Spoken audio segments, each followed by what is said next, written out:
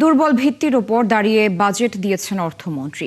তাই প্রশাসনিক সংস্কার, প্রাতিষ্ঠানিক সক্ষমতা বৃদ্ধি ও সুশাসন ছাড়া এর বাস্তবায়ন সম্ভব নয়।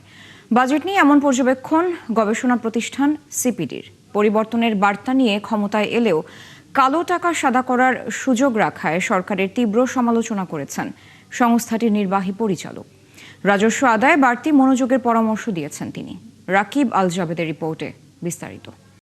যেগুলো আমাদের নিম্ন শ্রেণীর, মধ্যম শ্রেণীর জন্য দৈনন্দিন জীবনে তাদের জীবনযাত্রার মানের উপর চাপ সৃষ্টি করে, এইগুলো সবগুলো কমিয়ে দেওয়া হয়েছে। 2 দশক পর বিএনপি সরকারের প্রথম বাজেট ঘোষণার পর চলছে চুলচেরা বিশ্লেষণ জানিয়ে এই সংবাদ সম্মেলনের আয়োজন করে গবেষণা সংস্থা centre for policy dialogue CPD.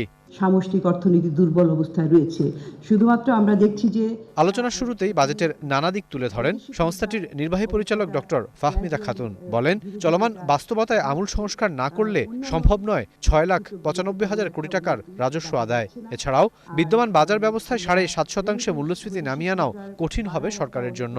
আগামী অর্থ বছরে 7.5% করা হয়েছে।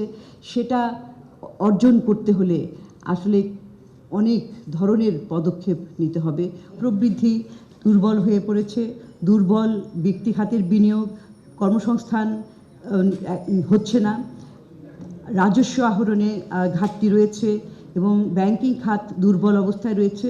সংবাদ সম্মেলনে কৃষি খাতে বরাদ্দ কমিয়ে আনায় খাদ্য নিরাপত্তা হুমকিতে পড়বে বলে জানায় সিপিডি। আর বিনিয়োগ কর্মসংস্থান নিশ্চিতে সরকারকে ব্যাংক খাত থেকে ঋণ কমানোরও পরামর্শ দেওয়া হয়। এই সময় ডক্টর ফাহমিদা খাতুন বলেন, বাজেটে নির্বাচনী প্রতিশ্রুতি বাস্তবায়নের তোড়জোড় দেখা গেলেও প্রাতিষ্ঠানিক সক্ষমতা না বাড়ালে কঠিন হবে ওয়াদা পূরণ। কৃষি খাতে এডিপির অ্যালোকেশন এটা কমেছে 4.7% থেকে এখন আগামী অর্থ বছরে 3.6% হবে। এটা আমাদের জন্য একটা উদ্বেগজনক বিষয়, কারণ আমরা এই খাদ্য নিরাপত্তার ক্ষেত্রে কৃষি খাতে যথেষ্ট বরাদ্দ দেওয়া প্রয়োজন। বাস্তবায়ন করার জন্য যে প্রাতিষ্ঠানিক সক্ষমতা, সেটা যদি আমরা করতে পারি তাহলেই কেবলমাত্র কিন্তু আমাদের লক্ষ্যমাত্রাগুলি হবে।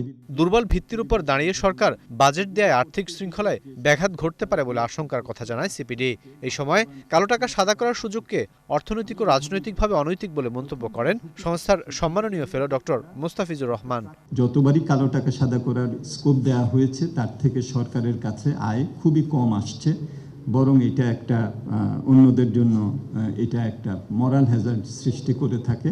সো অর্থনৈতিক, নৈতিক এবং রাজনৈতিক তিনভাবেই আমরা এটাকে অ্যাটাক করেছি। স্বাস্থ্য ও শিক্ষা খাতে বরাদ্দ বাড়ানোকে ইতিবাচক হিসেবে উল্লেখ করে সঠিক সময়ে প্রকল্প বাস্তবায়নের পরামর্শ দেয় সিপিডি। এইবারের যে অ্যালোকেশন হয়েছে এটা তো দ্বিগুণ 3 গুণের বেশি। রাকিব আল জাবেদ, 71, ঢাকা। কতটুকু আমরা